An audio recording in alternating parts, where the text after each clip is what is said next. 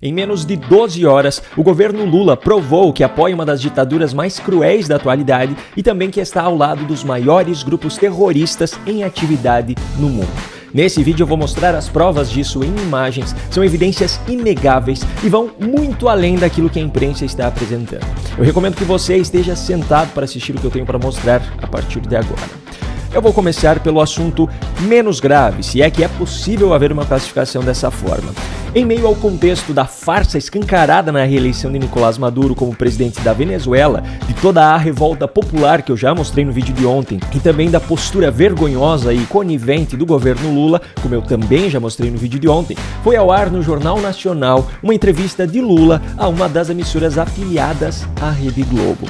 Sobre as eleições venezuelanas, Lula teve a audácia de dizer que foi um processo pacífico e que o resultado foi apertado. Então nós tivemos um processo eleitoral que teoricamente foi pacífico. Não houve violência, não houve nada disso. Tem um resultado apertado. Então, sempre que tem um resultado apertado, as pessoas têm dúvida. É normal que tenha uma briga. Como é que vai resolver essa briga? Apresenta a ata.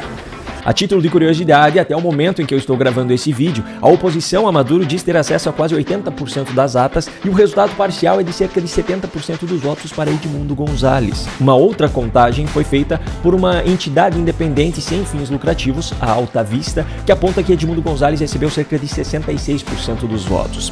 Só que Lula, nessa mesma entrevista, deixa claro que já presume que o resultado apresentado por Maduro seja o verdadeiro. Eu, na hora que tiver apresentado as atas, sabe, e for consagrada que a ata é verdadeira, sabe, todos nós temos a obrigação de reconhecer o resultado eleitoral da Venezuela. E ainda tem mais um ponto delicado dessa entrevista. Lula foi questionado sobre o posicionamento do PT, que, como eu também mostrei no vídeo de ontem, já reconheceu Maduro como presidente reeleito. Nesse contexto, Lula disse isso aqui. Não tem nada de grave, não tem nada assustador. Eu vejo a imprensa brasileira tratando como se fosse a Terceira Guerra Mundial.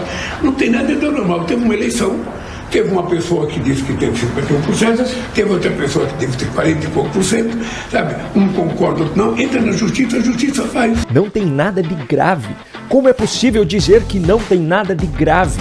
O regime de Maduro detém o poder sobre todas as instituições dentro do país. O próprio órgão responsável pela contagem dos votos faz parte do poder executivo, não do judiciário. Ou seja, são os integrantes do governo Maduro que determinam o resultado oficial da votação.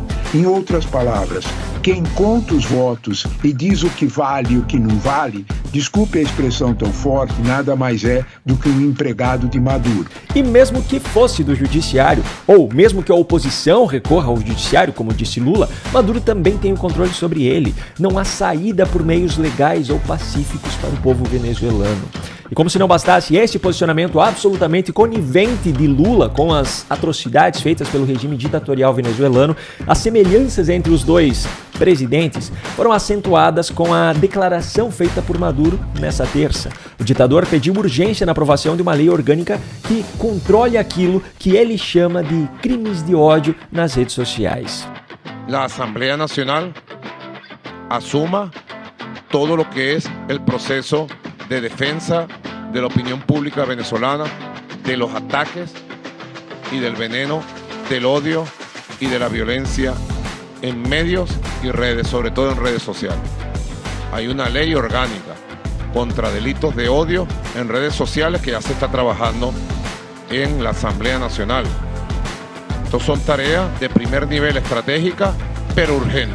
Maduro está tentando implantar na Venezuela o mesmo regime de censura às redes sociais que Lula está tentando implantar no Brasil desde que assumiu a presidência. Eu mostrei há alguns dias, inclusive, que ele disse que considera a hipótese de publicar uma medida provisória para isso, o que na prática faria com que o Brasil estivesse submetido às regras estabelecidas por Lula por um prazo de até 120 dias, dependendo da demora do Congresso para votar pela manutenção ou derrubada dessa medida. E essa demora estaria nas mãos dos presidentes das casas.